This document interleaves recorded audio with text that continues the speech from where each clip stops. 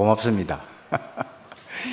이 말씀 전에 이거 합창 특송은 굉장히 저를 힘있게 만들어요. 고맙습니다. 아마 전 세계 대회 나가면 우리 합창단이 1등 할 것 같아요.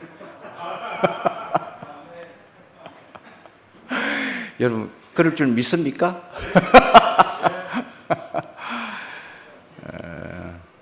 오늘 제목을 여러분이 보시면 아마 좀 생소하기도 하고 그동안에 구체적으로 들어보지 못한 말씀일 수도 있습니다.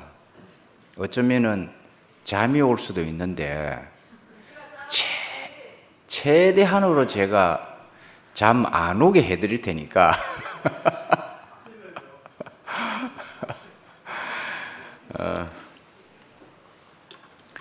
첫 번째는 하나님이 복입니다. 두 번째는 예수님이 복입니다. 세 번째는 보혜사 성령이 복입니다. 계속 복음 시리즈입니다. 그래서 오늘 이 보혜사 성령에 대해서 구체적으로 그동안에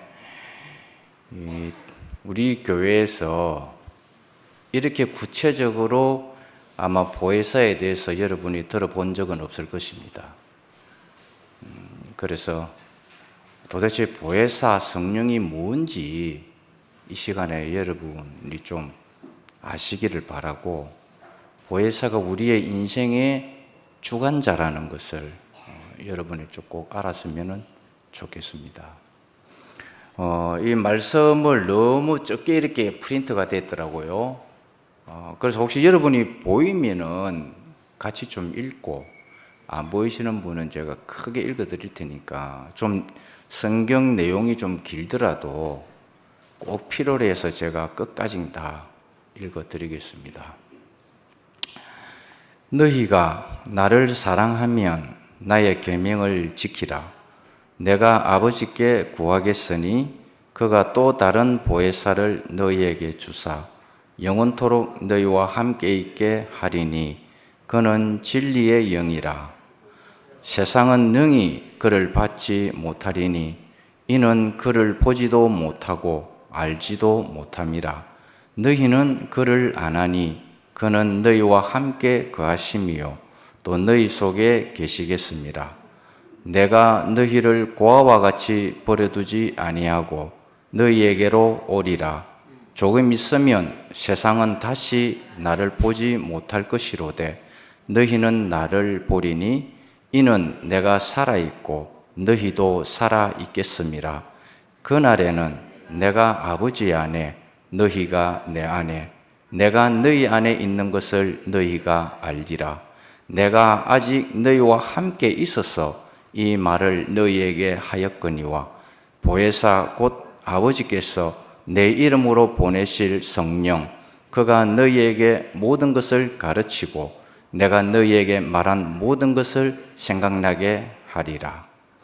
내가 사도와 함께 모이사 그들에게 분부하여 이르시되 예루살렘을 떠나지 말고 내게서 들은 바 아버지께서 약속하신 것을 기다리라. 요한은 물로 침례를 베풀었으나 너희는 몇 날이 못되어 성령으로 침례를 받으리라. 오직 성령이 너희에게 임하시면 너희가 권능을 받고 예루살렘과 온 유대와 사마리아와 땅끝까지 이르러 내 증인이 되리라.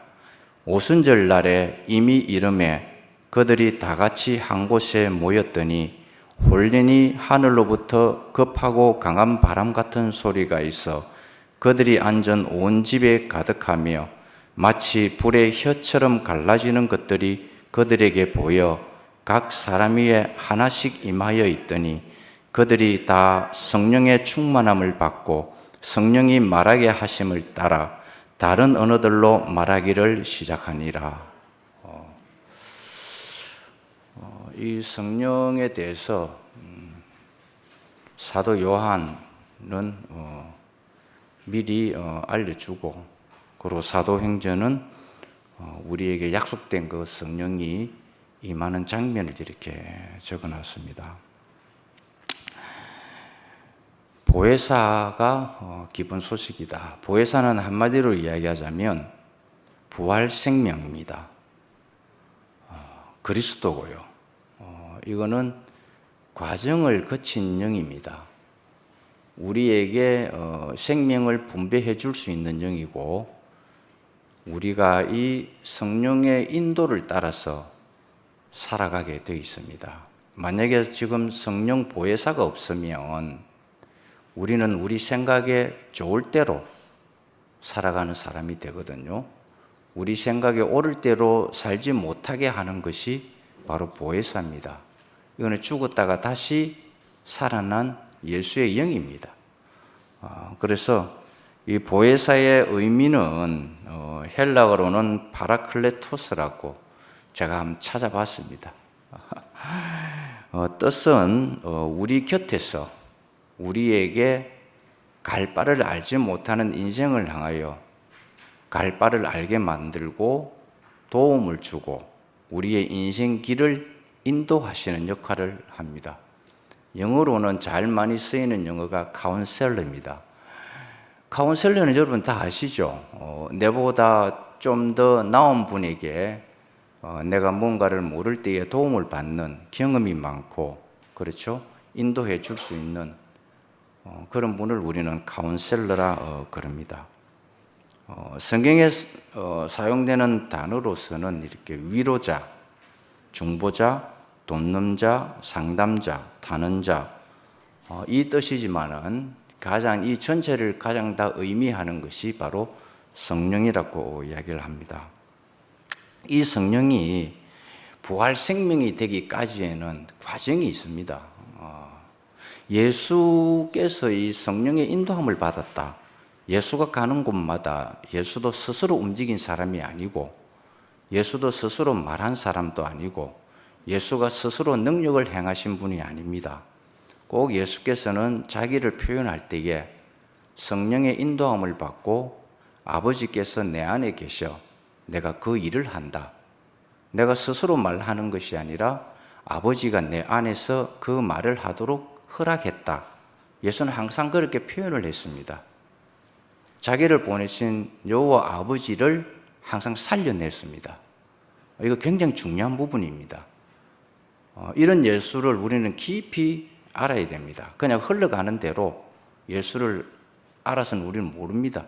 예수가 무슨 말을 했는지, 예수는 처음부터 끝까지 태어날 때부터 죽을 때까지 성령으로 인도된 분이었습니다. 그 예수가 가진 이 성령은 하나님이 주신 영원한 생명입니다. 이거는 아무도 못 가졌습니다. 예수가 살아계실 때에만 가졌습니다. 그래서 예수는 제자들에게 이야기를 하는 거예요. 너희들은 내가 있어 주기를 원하지. 내가 다 안다. 내가 떠나면은 너희들이 두렵고 떨리고 방황하고 외로워할 줄을 내가 다 안다 그랬습니다. 그래서 고아와 같이 내버리지 않는다라는 이 뜻을 우리는 알아야 되거든요. 저도 그랬어요. 어머니가 저희들 3남매를 키웠는데 어머니가 돌아가시고 나니까 정신적 지주가 없어져 버린 거예요. 우리 어머니가 뭐 잘하시든 못하시든 상관없이 살아있을 동안에는 나의 정신적 지주였습니다. 돌아가시고 나니까 내 마음이 얼마나 허전하고 내가 정신적 지주를 잃어버리고 나니까 그렇더라고요. 예수님도 알고 있었어요. 내가 떠나면 너희들이 이런 마음이라는 걸 내가 안다. 그렇지만 나는 떠나야 된다 하는 거예요. 안 떠나면 너희들에게 이 보혜사를 나눠줄 수가 없기 때문에 너희들이 하나님이 일을 못한다 하는 거예요. 떠나야 되는 거예요, 예수가. 예수를 떠나는 것은 우리에게 참 힘든 일입니다. 여러분도 평생 동안 있을 정신적 지주가 있죠. 그렇죠? 그런데 그분이 떠나야 된답니다. 그분이 떠나는 것이 우리에게 유익하다 합니다. 그분을 잡고 있으면 우리에게 덕이 안 돼요. 지금은 왜냐하면 하나님이 새로운 길로 인도하시기 때문에. 그러니까 옛것에 매여 있으면 안 된다 이 말인 것입니다. 비록 어머니가 살아계시는 동안에 나에게 정신적 지주였다 하더라도 어머니가 떠나심으로 그 정신적 지주가 내 안에서 역사하는 거예요. 그래서 어머니가 영원토록 살아있으면 좋겠지만 그럴 수가 없다라는 것입니다. 그래, 어머니가 돌아가셔야 나도 나에게서 아버지와 어머니의 마음으로 자식들을 대할 수 있기 때문에 그런 것이거든요. 그래서 예수는 제자들이 방황할 줄 알면서도 내가 떠나는 것이 좋다. 이것이 너희들에게 유익하다. 내가 떠나야 너희들은 나보다 더 큰 일을 할 수가 있다 하면서 제자들을 안심을 시켰습니다. 구약시대에는 이 영이, 성령이 뭐라고 표현되어 있느냐 하면 하나님의 신 이렇게 표현되어 있습니다. 우리 한글 번역에는 신이라고 되어 있지만은 영어를 보면 영으로 표현되어 있습니다. 하나님의 영, 거룩하신 영, 창조주 하나님의 영으로 이렇게 되어 있습니다. 여기에 우리 창세기 1장 보면은 땅이 혼돈하고, 이 혼돈이라는 것은 형체가 없다. 아직까지 형체가 구체적으로 안 나타난 상태를 이야기하고 있습니다. 그리고 공허하다, 이 말은 빈 공간이다. 아무것도 없는 상태, 그런 상태고, 흑암은 어두움입니다. 이 흑암이 깊음 위에 있고 하나님의 영이 수면 위를 운행하더라, 이렇게 표현되어 있습니다. 창세기 1장 2절에 나오죠. 여기서 하나님의 영이 수면 위를 운행하더라 하는 것은 정말 아름답게 표현해서 그런 것입니다. 실상은 이게 헬리콥터가 육지에 닿아야 되는데 닿을 육지가 없어서 뱅글뱅글 돈다라는 그런 의미입니다. 하나님이 안식할 곳이 없어서 뱅글뱅글 돌아다니고 있다, 이 뜻입니다. 우리 한글 번역은 너무 아름답게 해놔서 그러는데 실상 그 내용은 안식할 곳이 없어서 헤매고 있다, 이 말하고 똑같습니다. 그래서 하나님은 자기가 안식할 자를 지으신 거예요. 참 굉장히 이거는 중요한 부분입니다. 그리고 또 두 번째로는 구약에 하나님의 신이라는 단어가 어디서 나오느냐 하면 사울 왕에 대해 가지고 나옵니다. 하나님의 신이 사울 왕에게서 떠나고 여호와의 불이신 악신이 그를 번뇌케 했다 하고 사무엘상 16장 14절에 나옵니다. 이거는 여러분이 아마 많이 들어서 아실 내용인데, 블레셋 족속하고 전쟁을 치르러 가야 되는데 제사를 먼저 지내고 가기로 돼가 있었습니다. 그런데 제사를 지내는 제사장이 사무엘이었습니다. 그런데 이 사울 왕이 사무엘이 오기를 기다리질 못해가지고 왕의 권세로 사무엘이 지내야 할 제사를 왕이랍시고 권한 밖의 일을 행해버린 거예요. 사무엘이 오기 전에 지금 당장 블레셋하고 지금 전쟁을 가야 되는데 사울왕 입장에서는 마음이 초조해져 버린 겁니다. 그러니까 자기가 제사를 지내버렸습니다. 이 월권행위죠. 이 월권행위입니다. 우리가 마음이 조급해지면 하나님보다 앞서가가지고 우리는 월권행위를 참 많이 하거든요. 기다려야 됩니다. 우리 하나님과의 사귐은 이유 불문하고 무조건 기다리는 겁니다. 우리가 답답해도 기다려야 됩니다. 그게 가장 빠른 해결책인데 사람은 마음이 조급해지면 하나님보다 먼저 앞서가게 돼 있어요. 그러면은 거기서는 반드시 사울 왕에게 악기가 들어가 있는 이런 현상이 생깁니다. 제가 우리 자매하고 살아보면서 그걸 알았거든요. 내가 우리 자매보다 앞서가면 항상 집안에 문제가 생기더라고요.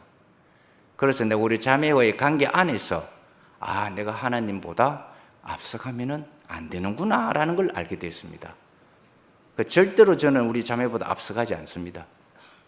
그리고 또 같이 살면서 뭘 알았느냐 하면, 우리 자매하고 이렇게 같이 살면서 제가 알은 것이 그리스도와 교회의 비밀을 알았습니다. 우리가 사는 이 삶을 통해서, 이 삶을 통해서 하나님과 나와의 비밀이 이렇게 알아진다면은 그 사람은 가장 복된 사람입니다. 그냥 사는 것은 사는 것이고 뭐 하나님은 하나님이지 이라면은 우리가 하나님을 알아가는 게 아무런 의미가 없습니다. 그래서 저는 우리 현주 자매하고 같이 살면서 그 두 가지 비밀을 알게 된 것입니다. 내가 하나님보다 앞서가서는 안 되는구나. 그리고 교회와 그리스도와 교회의 비밀이 바로 여기 있구나라는 것을 제가 알게 되었습니다. 이 사울 왕에게 하나님의 신이 떠났을 때는 제사를 사무엘이 지내야 되는데 사울 왕이 제사를 지냄으로써 하나님이 굉장히 화가 나서 사울 왕을 떠나게 됩니다. 이 하나님의 신이 떠나버립니다. 하나님의 신이 떠나면 사람은 그냥 빈 공간으로 있을 것 같죠? 그렇지 않습니다. 다른 신이 들어갑니다. 이것을 여기서는 성경에서 표현하기를 악기라고 해놨습니다. 더러운 영이 들어갔다 이 말인 것입니다.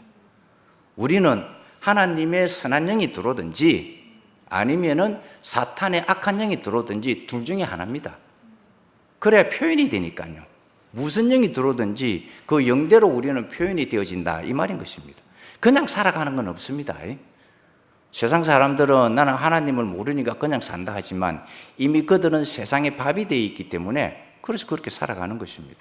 그럴 때에 이 사울 왕이 악기가 떠나가는 장면이 하나 나오는데 무슨 장면이 나오느냐 하면 다윗을 통해 가지고 수금을 다윗이 켜는 악기가 있는데 수금을 켜면 악기를 쫓아낼 수 있다라는 소문을 듣게 됐습니다. 그래서 이 사울 왕이 다윗을 부릅니다. 야, 수금을 한번 켜라 나를 위해서. 그래서 이 다윗이 수금을 켭니다. 수금을 켜니 악기가 떠나가고 하나님의 신이 다시 임하게 되는 장면이 나옵니다. 정상적인 사람이 되어버린 것이죠. 그런데 이 사울 왕이 한 번 더 범죄를 합니다. 무슨 범죄를 하느냐 하면 아말렉 군사하고 아말렉 족속하고 전쟁을 할 때에 하나님이 너희들은 그들이 갖고 있는 족속의 전쟁에서 이기면 전리품을 취하지 말라 그랬습니다. 그런데 사울 왕이 전쟁에서 이겨가지고 좋은 것이 있으니까 금은보화를 취합니다. 그때 하나님이 또 열받으셔가지고 하나님의 신이 떠나버립니다. 그리고는 또 악기가 들어가게 돼버리는 거예요. 그때 사울은 한번 다윗을 불러가지고 수금을 켜니까 자기가 병이 나았음을 경험을 했지 않습니까? 그래서 또 다윗을 또 부릅니다. 야, 나를 위해서 수금을 한 번 더 켜라 그랬어요. 다윗은 무슨 힘이 있습니까? 왕이 부르는데. 그래가 다윗은 또 수금을 켰습니다. 그런데 이번에는 안 나갔습니다. 그래서 사울 왕이 뺑 돌아가지고 죽습니다. 비참하게 죽어요. 너무너무 비참하게 죽습니다. 여기서 중요한 부분이 뭐냐면 하나님의 신이 함께 하느냐 안 하느냐가 그걸 중요한 포인트를 이야기해 주고 있는 거예요. 여러분도 잘 아시다시피 다윗은 이새의 8번째 아들입니다. 그래서 사무엘이 사울 왕을 끄집어 내리고 다윗 왕을 세울 때에 이새의 집에 하나님이 가라 해가지고 간 거예요. 여러분 다 이 내용 아시죠? 근데 그 아버지가 내가 이 왕을 세울 자를 찾으러 왔으니 사무엘이 이야기하니 아버지 입장에서는 가장 멋있고 가장 똑똑한 아들을 제일 먼저 소개해 줄 거 아닙니까? 여러분 안 그렇겠어요? 누가 소개해 달라 하면은 제일 똑똑하고 그렇죠? 제일 많이 배우고 제일 잘난 아들을 먼저 소개해 줄 거 아닙니까? 다 아니다 그랬습니다. 그 7명까지 다 아니다 하고 마지막에 너희들 집에 아들이 요것밖에 없느냐 이렇게 물었습니다. 그때 이새가 별 볼 일 없는 아들이 한 명 있다. 어디 있느냐 하니까 지금 양을 치고 있다 바깥에서. 그럼 그 애를 한번 데려와 보라. 그러니까 몸집도 왜소하고 뭐 배운 게 없으니 그래서 양떼를 치다 보니까 온몸이 영 안 좋은 거라. 그런데 사무엘이 딱 보니까 얘가 왕감이다 이렇게 했다라는 것입니다. 사람이 보는 눈과 하나님이 보는 눈이 180도 다르다는 것입니다. 오늘 우리가 교회 안에서 이런 눈을 가져야 합니다. 외형적으로 학식이 많고 내가 그런 사람을 욕하는 건 아닙니다. 똑똑하고 자기 파워가 있고 힘이 있는 사람을 세울 것 같지만 하나님은 그런 사람은 안 세운다라는 것입니다. 정말 우리 눈에 저건 아니다 싶은 사람 있죠. 이상의 하나님은 그런 사람을 세우시다라는 것입니다. 난 여기서 굉장히 하나님의 어떤 부분을 알게 됐습니다. 그래서 여기 보면은 이 구약에서는 이 성령이 하나님의 영으로 이렇게 표현이 되게 되어 있습니다. 원래 사울 왕은요, 굉장히 준수한 사람이었어요. 몸집도 굉장히 크고 사사시대가 끝나고 난 다음에 이스라엘 백성이 헤매고 있을 때에 우리에게도 왕을 달라 그랬습니다. 그 백성들이 원하는 왕을 요목조목 따져보니까 사울이 딱 적임자였던 것입니다. 카리스마 있고 키 크고 전쟁도 잘하고 똑똑하고 학식이 있고 온유하다 그랬습니다. 성경에 보면은 사울이 굉장히 준수한 사람이다 이렇게 표현되어 있습니다. 하나님 눈에도 그렇게 세운 거예요. 그런데 막판에 다윗 왕에게 질투와 시기를 해가지고 결국은 왕으로서의 권리가 쫓겨나게 됩니다. 그래서 원래는 그런 사람이 아니었거든요. 그런데 다윗 왕을 시기함으로 인해 가지고 왕자리에 뺏기면서 다윗 왕이 올라가게 된다라는 것입니다. 그리고 이 성령의 나타나심이 있는데 성경에 보면은 성령의 나타나심은 여러 가지가 있습니다. 예수를 탄생시킬 때에 요셉의 아내 마리아를 통해 가지고 성령이 나옵니다. 이때에 예수가 탄생하실 것이다 하면서 성령이 알려주는 장면이 나오고, 그리고 모세의 법에 따라 가지고 예수도 정결 예식이라는 걸 하게 됩니다. 이 정결 예식이라는 게 뭐냐면은 첫 번째 태에, 첫 태에 태어난 처음 남자를 주님께 드리는 거예요. 그러니까 부정한 것을 완전히 정하게 하는 의식입니다. 그러니까 예수도 예외 없이 이런 의식을 거쳤습니다. 베들레헴에 살고 있는 시므온이라는 사람을 통해서 이 시므온은 성령에 함께한 사람이다라고 표현을 해놨습니다. 그래서 성령에 함께한 사람 시므온을 통해 가지고 예수도 정결 예식을 받게 됐습니다. 그러니까 사람이 받는 모든 예식을 하나님의 아들이라 할지라도 예외 없이 그런 절차를 다 이렇게 받았습니다. 그냥 예수가 된 게 아니거든요. 이런 절차를 다 받게 나왔다라는 것입니다. 진짜 정결 예식은 뭡니까? 예수의 십자가죠. 하나님과의 관계를 회복시킨 우리는 하나님께 정결할 수 있는 길이 없어요. 그런데 예수를 통해서 예수의 정결 예식, 십자가의 죽음과 부활을 통해서 우리 모두가 정결 예식이 되어버린 거예요. 이제 부정한 것은 다 처리가 되고 온전한 사람으로서 하나님을 표현할 수 있는 사람이 되었다라는 것입니다. 그것이 바로 정결 예식입니다. 부정을 완전히 제거하는 거 있죠. 그게 정결 예식이거든요. 그게 바로 예수의 십자가입니다. 십자가는 정말 너무 중요합니다. 이 십자가가 없이는 여러분 잘 아시잖아요. 유대인들은 이적과 표적을 좋아하는 사람들입니다. 그래서 그들은 그것만 나타나면 좋아합니다. 그래서 예수에게 와서도 이적과 표적을 좀 보이라 그랬습니다. 그때 여러분도 잘 아시죠? 내가 보여줘야 할 표적은 요나의 표적밖에 없다. 그러나 사실 예수가 표적을 일으킨 건 무지무지 많죠. 수도 말할 수가 없습니다. 사실은 모세보다 더 많은 이적과 표적을 일으켰습니다. 그런데 유대인들은 예수를 인정을 안 했어요. 모세를 인정했기 때문에. 왜? 모세의 율법이 그들을 인도했기 때문에. 예수가 아무리 능력을 행한다 하더라도 예수는 그들에게 인정이 안 되는 분이었다라는 것입니다. 그래서 이적과 표적을 더 내놔라 하니까 요나의 표적밖에 없다. 여러분이 요나의 표적이라 하면 이것밖에 생각이 안 들죠. 큰 물고기 속에 들어갔다가 3일 만에 튀어나왔다는 그 생각밖에 안 들죠. 거기에서 플러스 하나를 더 해야 될 게 있습니다. 요나의 표적은 그것만이 아닙니다. 니느웨로 가라 그랬죠. 다시스로 가다가 큰 물고기에서 들어갔다 그랬죠. 왜 요나가 다시스로 갈 수밖에 없었느냐 하면 배 타러 갔습니다. 하나님의 명령에. 사실은 요나는 니느웨로 가고 싶은 사람 아닙니다.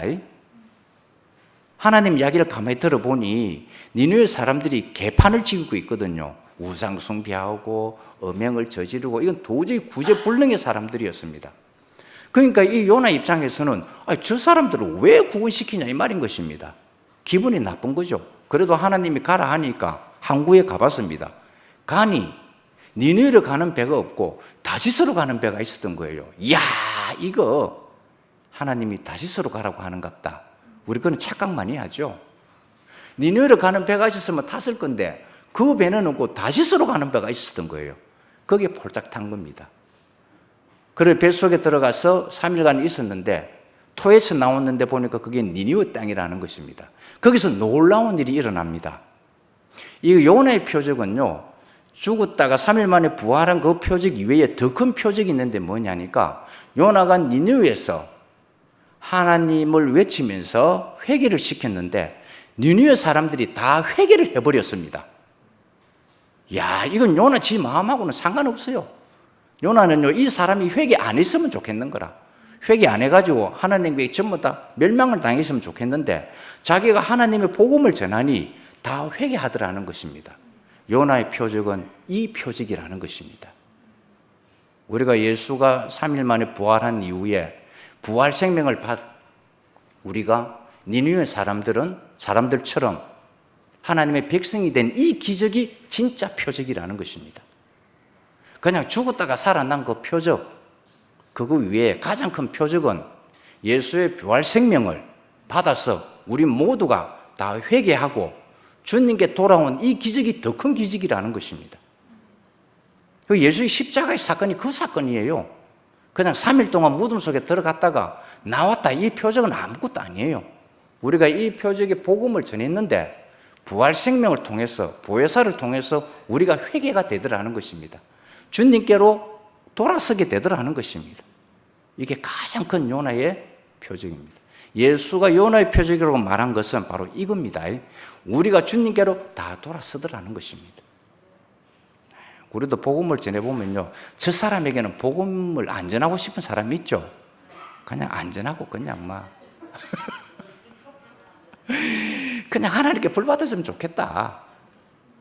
저도 우리 집 경주 집 지을 때에 우리 주위에서 나를 뺑 둘러싼 집주인들이 얼마나 괴롭히든지 한때는 이 생각했어요.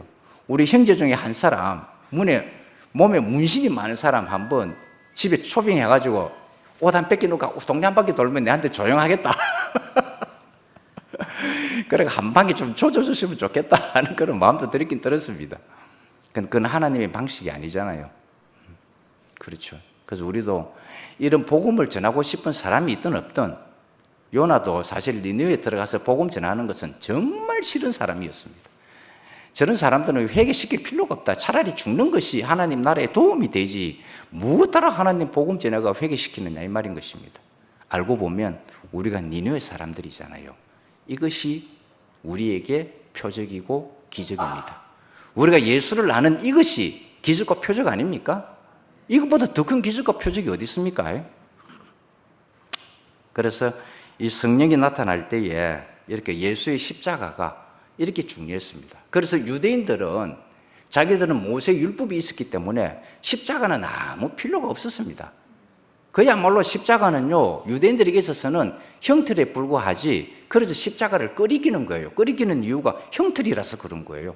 즉은 죄인들이 죽는 것이지 무엇으로 십자가 들고 나오느냐라는 것입니다. 그 헬라인들은 사실은 학식자들 아닙니까? 철학자들이에요. 그들은요, 공부하기를 좋아하고 논하기를 좋아하는 자들 아닙니까? 헬라 사람들이. 한마디로 철학자들입니다. 헬라 사람들은 파히비는 거 있죠. 그리고 파히비면 되는데 학문적으로 파헤치면 되지 무슨 놈의 십자가가 필요하냐 그래가지고 미련탱이라 그랬습니다. 십자가를 말하는 사람을 미련탱이라 그랬습니다. 유대인들은 끄리끼는 것이었고요. 그런데 그 안에 십자가의 비밀이 있잖아요. 구원을 받은 우리들에게는 하나님의 능력이라 그랬잖아요.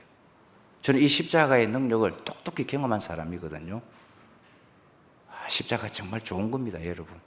이거 십자가만 실행이 되면 모든 것이 다 끝나게 되어 있습니다. 그리고 요단강에서 세례 요한으로부터 침례를 받을 때에 성령이 임했다 그랬습니다. 비둘기 같은 성령이 임했다. 그리고 우리에게 침례를 주어서 하나님 아들이 되게 하려고 성령이 우리에게 임했다라고 표현하게 나눠주십니다. 그리고 이 성령은요, 보혜사는 예수 것이 아닙니다. 예수도 분명히 이렇게 이야기했습니다.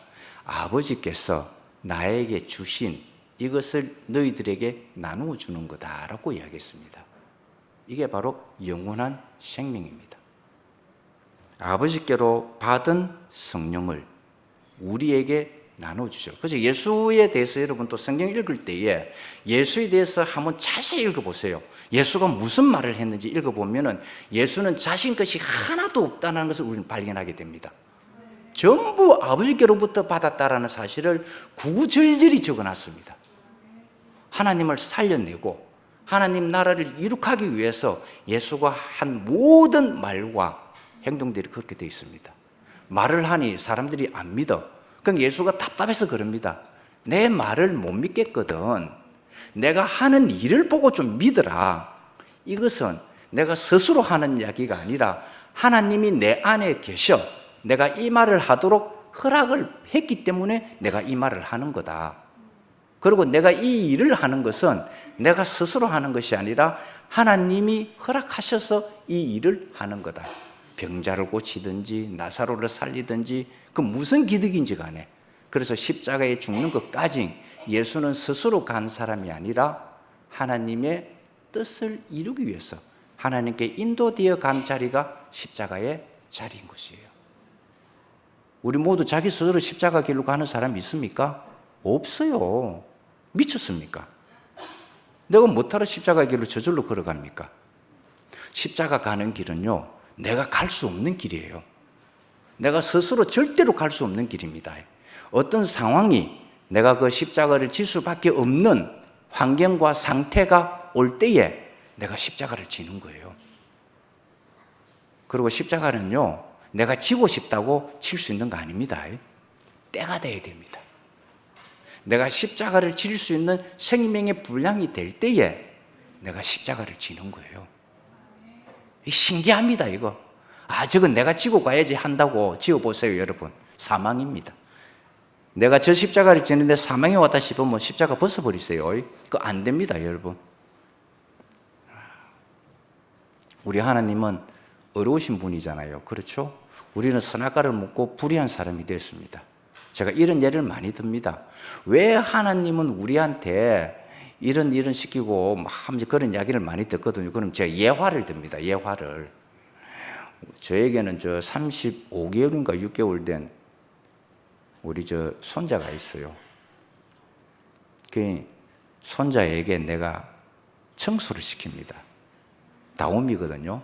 다움아, 할아버지가 돌아올 때까지 요 방을 이렇게 청소를 깨끗하게 해놔라 하고 나 갑니다. 갔다 오보니까 35개월 된 우리 다움이가 청소를 하나도 안 해놨어. 내가 뭐라 합니다. 야, 이놈아, 할아버지가 시켰는데 왜 안 했느냐? 한 번 내가 봐준다. 한 번 더 지시해놓고 또 갔다 옵니다. 청소 또 안 해놨어요. 나는 어려운 사람입니다. 나는 청소할 수 있잖아요. 근데 우리 다움이는 불의한 애예요. 태생부터. 우리 하나님은 어려우신 분이에요. 우리는 불의한 사람이잖아요. 어려우신 분이 불의한 사람에게 어려운 일을 행하라고 하면 우리 할 수 있습니까? 없습니까? 없어요. 그럼 누가 불의한 자입니까? 청소 못하는 다오미가 불의합니까? 아니면 청소를 시킨 내가 불의한 자입니까? 바로 그거예요. 할아버지는 어려운데 내가 불의를 행했다 이 말인 것입니다. 구약시대 때 하나님은요, 모든 책임을 사람에게 다 돌립니다. 네가 문제다. 그럼 이 해답이 없는 거예요. 그래서 하나님은 자기 의를 포기를 하는 장면이 나옵니다. 내가 이 의를 가지고서는 이 불의한 자에게 일을 시켜봤자 불의만 드러나니까 차라리 내 의를 없애는 게 좋다 이래 돼버린 거예요. 그 의가 뭔지 알죠, 여러분? 성소와 지성소 사이에 있는 휘장입니다. 이 휘장은 하나님의 의입니다. 너희들 여기 들어오면 안 돼. 휘장이 바로 하나님의 의입니다. 이걸 이제 자기 아들을 죽임으로써 휘장이 찢어지는 장면이 있죠. 이건 하나님이 자기 의를 포기했다라는 말입니다. 어려운 자가 자기 의를 포기하지 않으면 절대 우리는 함께 살 수가 없는 거예요. 이거는 만고불변의 진리라는 걸 제가 알게 됐습니다. 저는 현주 자매하고 살면서요, 이 어려움을 얼마나 나타내는지 모릅니다. 네가 마음에 안 들어서 휘장 하나 생기고, 이 휘장은 굉장히 얇거든요. 이런 이유로 휘장이 하나 생기고, 저런 이유로 휘장이 하나 생기고, 막 휘장이 생기는데 합쳐보니까 휘장 두께가 10cm에서 15cm나 되더랍니다. 우리 이유 많죠? 휘장 만들 이유 많죠? 그거 하나님 다 없애버리죠. 하나님 또 자기 의를 없애버린 거예요. 자기 아들을 십자가에 죽임으로써. 그 십자가의 효능이라는 게 바로 이런 거라는 것입니다. 나는 끝까지 어려울라 했는데 이 다오미를 보니 내 의를 가지고 있어서는 안 되겠는 거라고. 그러니까 다음부터 우리 다오미한테 청소 안 시킵니다. 내가 하지. 어려운 자가 십자가 지는 수밖에 없습니다. 불의한 자는 십자가 못 집니다. 그래야 없어지는 거예요. 그래서 이 아버지께로부터 받았다. 예수는 자기 성령이 자기 것이 아님을 분명하게 밝혔습니다. 내가 아버지께 받은 이것을 너희들에게 나눠준다 이랬습니다. 그리고 성령이 하는 일이 있습니다. 우리에게 주님의 일을 맡길 때에, 주님의 일을 위임할 때에 우리에게 성령을 위임하게 됩니다. 요 뒤에 우리 성경 구절 제가 다 적어놨죠. 저 이거 말씀 준비한다고요. 머리가 빠개지는 줄 알았어요.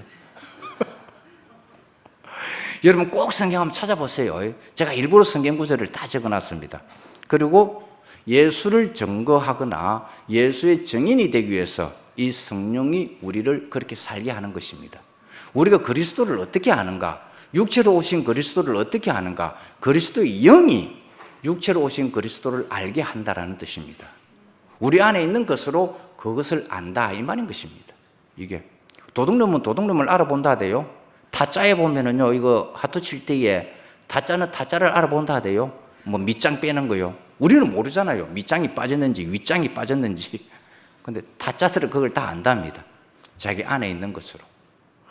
그리고 이 성령은 죄에 대해서, 의에 대해서, 심판에 대해서 세상을 책망할 때에 이 성령으로 하게 됩니다. 이 보혜사입니다. 그리고 주님의 증인으로 살게 하기 위해서 우리는 반드시 우리에게 보혜사가 있어야 됩니다. 보혜사는 우리 인생을 인도하시는 분이라는 걸 여러분 꼭 기억하시기를 바랍니다. 그리고 그리스도의 부활, 예수를 다시 살림으로 인해서 우리가 예수의 증인으로 살게 하려고, 이때 성령이 하는 일이 바로 그런 일이고, 성령 세례를 통해 가지고 우리들로 하여금 그리스도의 아들들이 다 되게 하려고 하는 것입니다. 그 뒤에 성경 구절을 다 적어놨으니까 혹시 제 말에 좀 더 보충이 필요하면은 이 성경을 꼭 좀 찾아보십시오. 그리고 인격체로서의 성령입니다. 우리와 함께 거하고 우리 속에 있다라는 것입니다. 이 말은 내 속에 있다라는 것도 포함이 되지만 중요한 것은 우리라는 복수라는 이 단어를 여러분 진짜 알아야 됩니다. 우리라는 복수. 지금 여기에는 하나님의 성령이 함께 하고 있는 자리입니다. 이거 여러분이 꼭 느껴야 됩니다. 우리 속에, 너희 속에 예수께서 이렇게 하신 말씀이 있죠. 하나님 나라는 여기 있다, 저기 있다가 아니다. 너희 안에 그 아니라. 두세 사람이 내 이름으로 모인 그곳에 나도 거기에 있다라고 표현하죠. 이거는 이 안이라는 것은 통상적으로 우리 뭐 속 안에 마음속이라는 뜻보다도 우리가 함께 그리스도를 나누는 이 안에 그리스도가 있다 이 말인 것입니다. 이거는 여러 지체가 모이면 한 몸이 되는 거하고 똑같은 원리입니다. 그리고 이 성령은 우리를 인도하고 말씀을 하게 하고, 그리고 하나님이 있음을, 예수가 하나님의 아들임을 알게 해주는 역할을 합니다. 그리고 사역자들을 부르실 때에 이 하나님께서 또 성령이 하는 일을 하게 됩니다. 그리고 복음의 방향을 적어납니다. 이거 인간이 아무리 자기 계획을 세운다 할지라도 그 걸음을 인도하시는 분은 여호와시라고 표현된 거 있죠. 그건 하나님의 영이 그렇게 인도한다라는 뜻입니다. 그래서 결과가 어떻게 나타나든지 간에 하나님이 그런 결과를 만들어냈다라고 우리는 알아야 됩니다. 내 뜻대로 안 된다고 신질 내면 안 됩니다. 우리가 갑질 행하면 안 됩니다. 세상에 나가면 갑질 많이 보죠. 방송에서도 많이 나오지 않습니까? 그 갑질이 어떤 사람에게 나옵니까? 주로 물질적으로 돈이 많거나 권세를 갖고 있거나, 그렇죠? 세상적으로 힘이 있는 사람들, 그 갑질합니다. 그 갑질은 이제 세상은 거기서 나오더라고요. 우리가 교회 안에서도 절대적으로 갑질이 있어서는 안 됩니다. 내 뜻대로 안 된다고, 내 마음대로 안 된다고 절대로 갑질하면 안 됩니다. 이게 진짜 안 좋은 거예요. 하나님이 어떻게 이끄시는지 간에 그 이끄신 결과를 우리는 그대로 보고 그대로 우리는 받아들이고 인정을 해야 됩니다. 그렇지 않으면 안 됩니다. 그럼 다툼이 생겨버립니다. 그렇지 않으면. 저는 우리 집에서 우리 자매하고 자녀들한테 얼마나 많은 갑질을 했는지 모릅니다. 그 결과가 다 떠나가더라고요. 다 떠나가더라니까. 여러분, 우리 집에 오신 분들은 알 거예요. 특히 겨울에 우리 집에 오면요, 제가 옷 벗어라 소리 안 하거든요. 우리 집 거실은 겨울에 33도까지 올라갑니다. 불 안 떼도요. 그래서 겨울에는 외투를 뚜껍게 입고 우리 집에 들어와요. 그 저는 한마디도 안 합니다. 옷 벗어라 소리 안 합니다. 가만히 있어 5분, 10분 지나면요, 하나씩 슬슬 벗기 시작합니다. 나중에는 난닝구바람만 다 입고 있어요. 더웠어. 옷 벗기는 거는요, 따뜻한 사랑입니다. 따뜻한 사랑만이 옷을 벗기게 할 수 있어요. 그 사람에게 강제로 옷을 찢어서 벗기게 한다든지 강한 바람을 불어서 벗기게 해서는 안 됩니다. 따뜻한 사랑만 있으면 옷 벗지 마라 해도 다 벗게 되어 있습니다. 이것이 좀 우리에게는 필요로 한 거죠. 그리고 죄와 사망의 법에서 우리를 해방시킵니다. 여러분 한번 쭉 읽어보시고요. 너무 많기 때문에 제가 이거 조금만 더 하면 우리 자매가 날 가만히 안 둘 거예요. 집에 가면. 지난번에도 내가 엄청 혼났거든요. 1시간 2분 했다고. 해외에서도 나를 얼마나 혼내는지 빨리 끝내겠습니다. 성령을 근심되게 하는 것들을 여러분 한번 읽어보시고요. 3.7에 이거는 제가 꼭 말씀 좀 드려야 될 것 같아서, 육체의 열매와 성령의 열매가 있습니다. 육체의 열매는 육체의 소욕에 따라 가지고 나오는 결과입니다. 우리 사람을 통해서 열매가 나오게 되어 있습니다. 하나님의 이 보혜사의 영은 사람을 통해서 나오게 되어 있습니다. 그래서 육체의 소욕에 따라서 나오는 열매가 음행, 더러운 것, 호색, 우상숭배, 주술, 원수 맺는 것, 분쟁, 시기, 분냄, 당 짓는 것, 분열, 이단, 투기, 술 취함, 방탕함. 이거는 인간이 선악의 지식을 묻고 자신의 소욕을 열매로 나타날 때에 이렇게 나타난다 이 말인 것입니다. 이거 가만히 종합해 보면 이건 사탄의 열매입니다. 요 종합해 보면은 이런 것입니다. 그리고 그리스도의 성품의 열매가 또 있습니다. 이 성령의 열매라 그러죠. 이거는 하나님 자신이 우리 사람을 통해서 나타나는 하나님 열매입니다. 그 사람의 열매가 아니라 그 사람을 통해서 하나님이 이렇게 열매로 나타나는 것입니다. 사랑. 어떤 사람을 보면 참 사랑이 많으신 사람이 있죠. 하나님 그렇게 나타나는 거예요. 하나님 자신입니다. 열매라 하니까 하나님 따로 또 그 사람 따로 생각하는데 그것이 아니고, 이 성령의 9가지 열매는 하나님 자신의 성품을 우리를 통해서 구체적으로 나오는 거예요. 아까 찬양을 하는데 우리 영미 자매 얼굴을 보니까 와, 밝은 얼굴로 웃음 띤 얼굴로 찬양을 하대요. 우리 영미 참 내 얼굴을 자세히 봤어요. 그러니까 너무너무 은혜롭게 부르더라니까.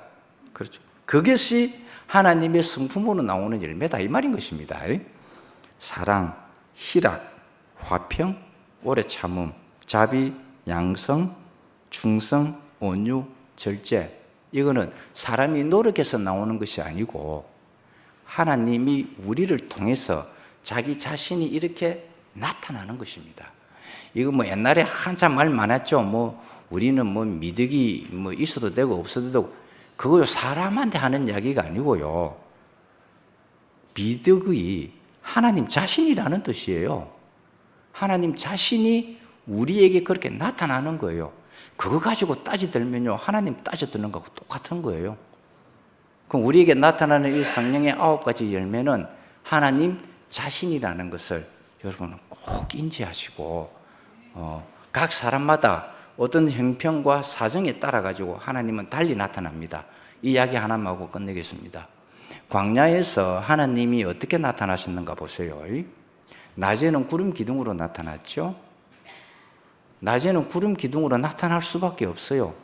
그 광야라는 곳은 사막이기 때문에 낮이 되면 굉장히 뜨겁습니다. 그러니까 그 형편과 실정에 맞게끔 하나님이 구름으로 나타나는 거예요. 낮에는 그렇게 나타나야 됩니다. 여러분 또 어떤 형편과 사정에 따라서 하나님이 온유로 나타날지, 그 사람에게 희락으로 나타날지 우리는 모릅니다.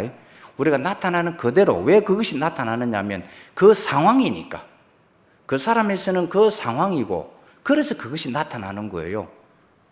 그리고 밤에는 불기둥으로 나타났죠. 그 밤에는 불기둥으로 나타나야 됩니다. 만약에 밤에 구름기둥으로 나타나면 안 됩니다. 광야라는 곳은 밤이 되면요 영하로 떨어지는 곳이에요. 추워요. 그러니까 그 상황 속에서는 반드시 하나님이 불로 나타나야 됩니다. 그러니까 환경과 상황에 따라서 나타나는 거예요. 그리고 먹을 것을 줬는데 만나로 나타났죠. 먹어야 될 거 아닙니까? 만나라는 건 하나님 자신입니다. 그리고 바위를 쳐서 생수가 나온 것, 이 생수도 하나님 자신이라는 뜻이에요. 모세가 기적을 일으킨 것이 아니라 그 상황과 형편에 모세를 써서 하나님이 그렇게 나타났다라는 것입니다. 그런데 불로 나타났다고 저것이 하나님이다 해서는 안 된다라는 뜻입니다. 그걸 형상화시키면 안 됩니다. 그리고 구름으로 나타났다 가지고 저것이 하나님이다고 해서도 안 된다라는 뜻입니다. 왜? 그때 그 상황에 나타났다가 없어지기 때문에. 우리가 밖에 나가가지고 구름을 쳐다보면서 저게 하나님이다 하면 그 미친놈 소리 듣습니다. 우리가 설사 굉장히 은혜로 받은 것이 있다 합시다.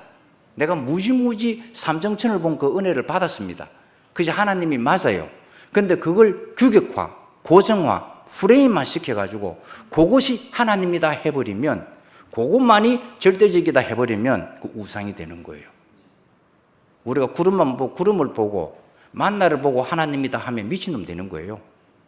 우리는 각 형편과 사정에 따라서 하나님이 어떻게 나타날지 모릅니다. 그것이 그리스도의 9가지 성령의 열매라는 뜻입니다.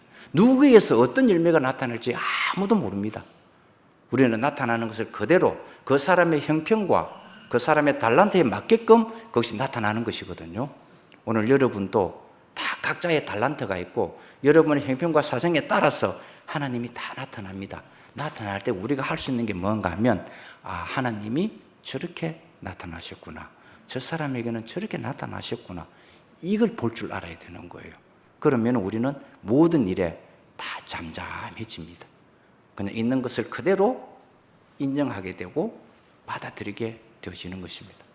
저는 현주 자매하고 살면서 이런 일체의 비밀을 알았습니다. 나는 그게 감사할 뿐이죠. 주님을 찬양합니다.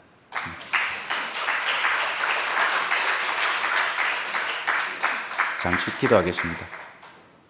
감사하신 아버지 하나님, 당신의 보혜사가 아니었다면, 예수님이 죽고 다시 산 부활 생명이 아니었다면 우리는 우리 생각에 옳을 대로, 우리 생각에 좋을 대로 살아갔을 사람입니다. 당신의 부활 생명이 우리에게 분배됨으로 인해서 우리가 우리 마음대로 살아가는 것이 아니라 주의 인도하심을 받는 사람임을 알게 하신 것을 감사합니다. 우리의 호흡이 있는 날까지 당신이 우리의 인생을 이끌어 주시고 당신 나라를 건축하는 데 조금도 부족함이 없는 인생으로 이끌어 주시기를 소망합니다. 주 예수님 이름으로 기도드렸습니다.